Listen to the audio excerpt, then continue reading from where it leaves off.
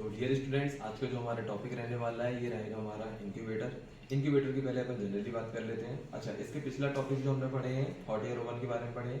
Hot air जो oven जो अपन use कर रहे थे वो स्टरलाइजेशन के लिए यूज़ कर रहे थे, परंतु यहाँ पर जो अपन इंक्यूबेटर यूज़ करेंगे वो स्टरलाइजेशन के लिए यूज़ नहीं करेंगे। इंक्यूबेटर जो लिविंग ऑर्गेनिज्म होते हैं, लिविंग ऑर्गेनिज्म को ग्रोथ कराने के लिए जो फेवरेबल कंडीशन होती है उसके लिए इसका यूज़ किया जाता है।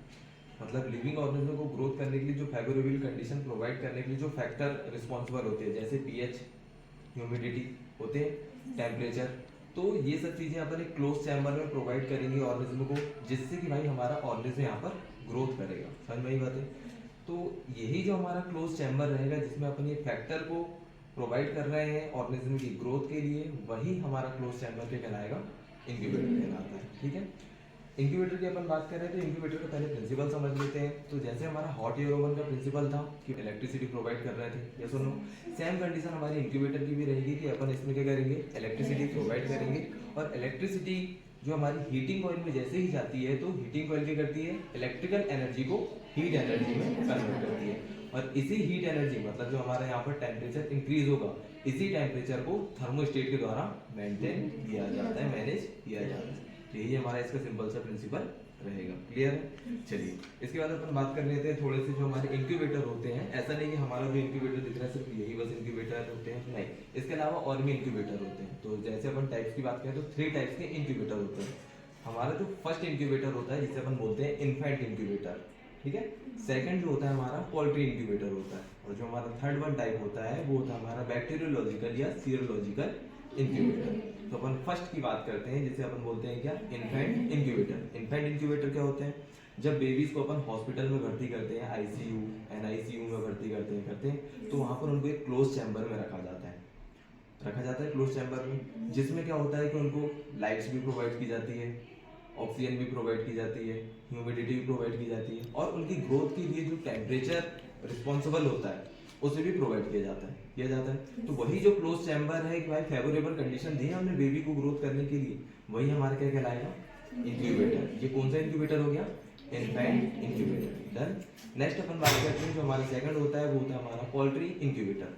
पोल्ट्री इंक्यूबेटर जो बड़े बड़े पोल्ट्री फार्म में यूज किए जाते हैं। जैसे मुर्गी जो होती है जब अंडे देती है तो उसके ऊपर बैठती है, उसको एक टेम्परेचर प्रोवाइड करती है जिससे अंडे के अंदर केमिकल रिएक्शन चलती है और अंडा हमारा जो है ग्रोथ करता है, ठीक है, जिससे अंडे के अंदर का जो बेबी है वो डेवलप होता है।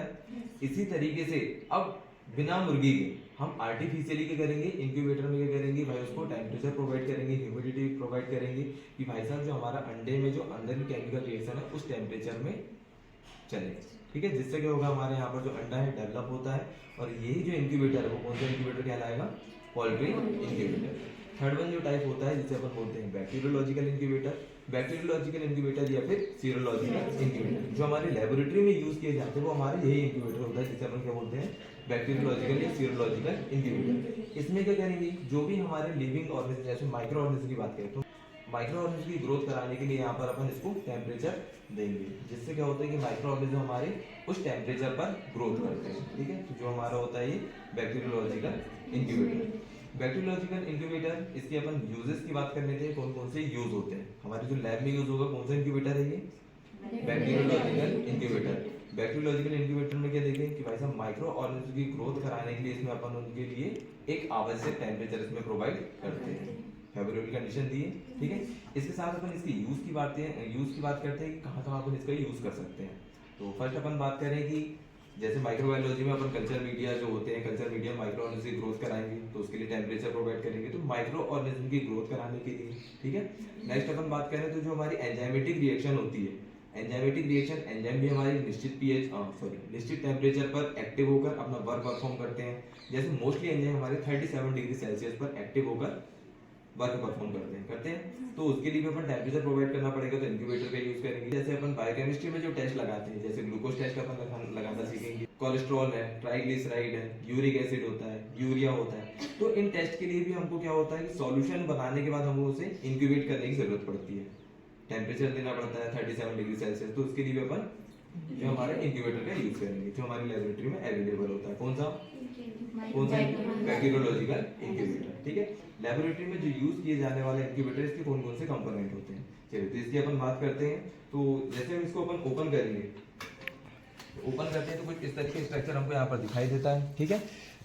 अब इसमें भी हमारी डबल वॉल लेयर होती है, कितनी होती है, डबल वॉल लेयर होती है। ये हमारी जो बाहर वाली लेयर दिख रही है ना, ये बाहर वाली लेयर जो कि हमारी एस्बेस्टॉस की बनी होती है ना, एस्बेस्टॉस की बनी होती है। साथ में ये हीट रेजिस्टेंस होती है कि भाई इंटरनल जो हमारा टेम्परेचर है ये बाहर मूव नहीं हो ना हो, ठीक है।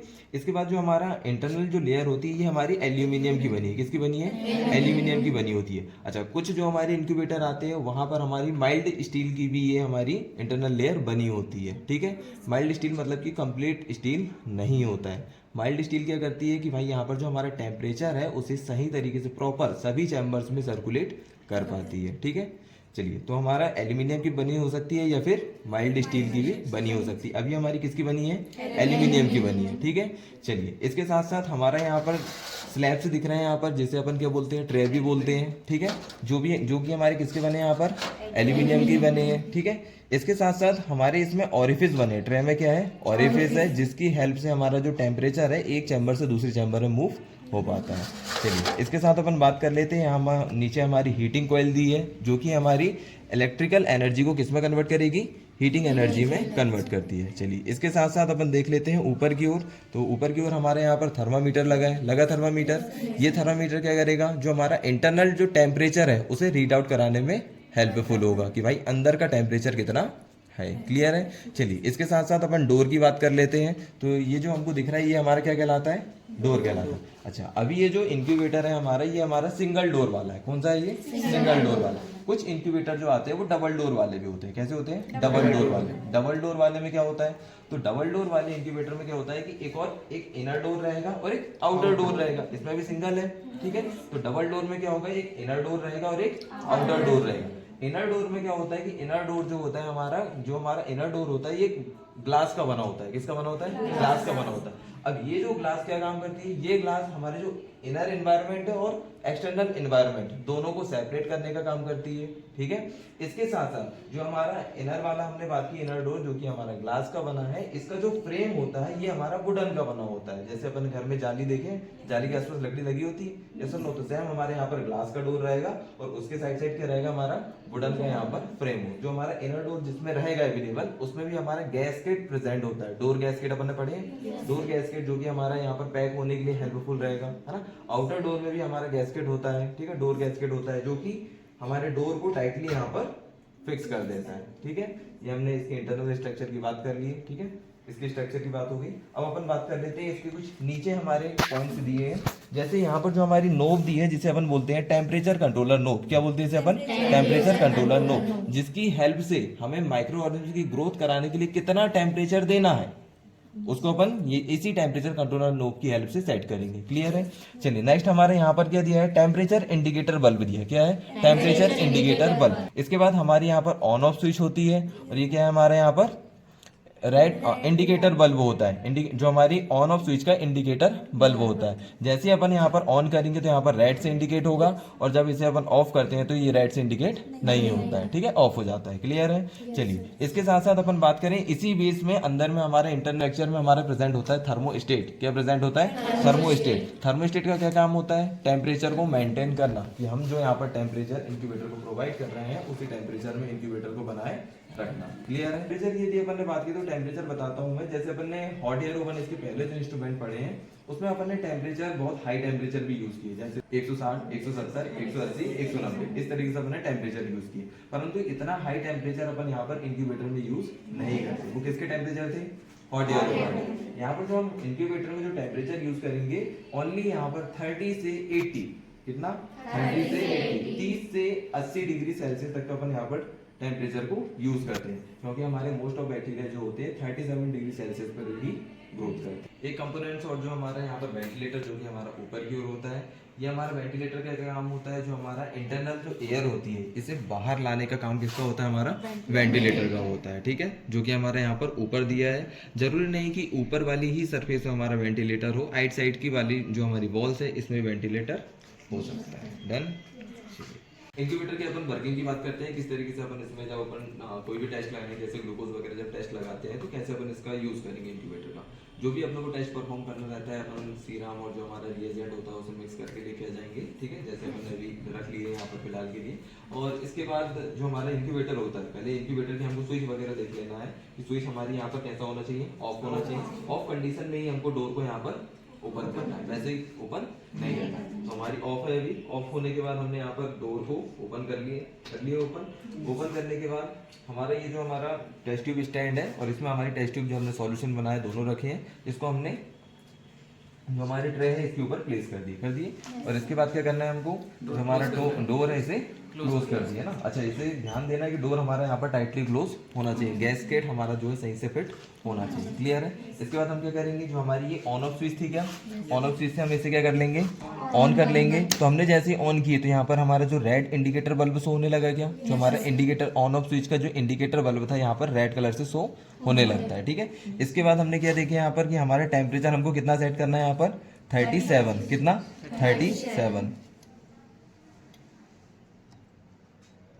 तो हमारे यहाँ पर 37 हम यहाँ पर सेट कर लिए हैं, हो गया 37 हमने जैसे सेट किए तो यहाँ पर हमारा जो ग्रीन वाला जो इंडिकेटर बल्ब है, जिसे अपन क्या बोलते हैं, टेम्परेचर इंडिकेटर बल्ब, क्या बोलते हैं, टेम्परेचर इंडिकेटर बल्ब, 37 हमारे ये ऑन हो गया। और यदि इससे ज़्यादा टेम्परेचर यदि हमारे चैम्बर के अंदर जनरेट होता है, प्रोड्यूस होता है, तो हमारा जो इंडिकेटर बल्ब है ये ऑफ हो जाता है, ठीक है। और यदि 37 मेंटेन रहता है तो ये हमारा ग्रीन कलर से ही शो होता है, क्लियर है। चलिए, जैसे हम यहाँ पर टाइमिंग देख लेंगे कि भाई हमको जो हमने यहाँ पर सॉल्यूशन रखे हैं कि भाई कितने टाइम के लिए हमको यहाँ पर इंक्यूबेट करना है।